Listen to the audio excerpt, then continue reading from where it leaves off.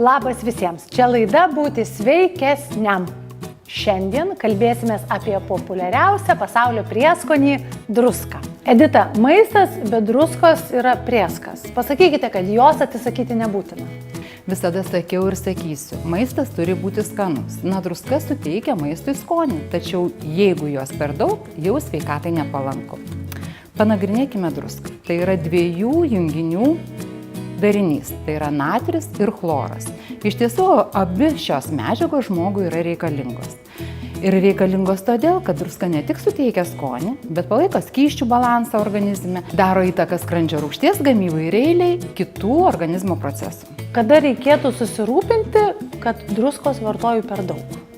Jeigu druskos beriame maisto net neparagavę, jau reikėtų susirūpinti. Greičiausiai jau yra tas atvejis, kai mūsų skonio receptoriai pripratę per didelio druskos kiekio.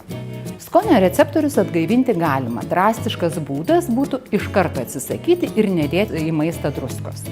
O toks ramesnis būdas – tiesiog bandyti atsisakyti arba riboti maisto produktus, kurie turtingi druska. Nuspėti, kokie jie yra, nesunku. Tai kasūrų tikriausiai, taip? Iš tiesų taip, tai yra vytinti, sūdyti gaminiai, tai yra bulvių traškučiai, ir kiti panašūs dalykai. Kokio kiekio druskos reikėtų ieškoti maistinės vertės lentelėse? Mums pakanka 5 gramų druskos per dieną. Kaip tai atrodo? Tai atrodo taip. Pavyzdžiui, 100 gramų dešros yra net 4 gramai druskos. Tai yra praktiškai visa dienos druskos norma. O jeigu mes sumažinsime druskos kiekį savo racione ir vartosime jos mažiau negu 5 gramus per dieną, tai ženkliai sumažės galimybė susirgti širdies kraujagyslių ligomis, insultu, astma, netgi nutukimu.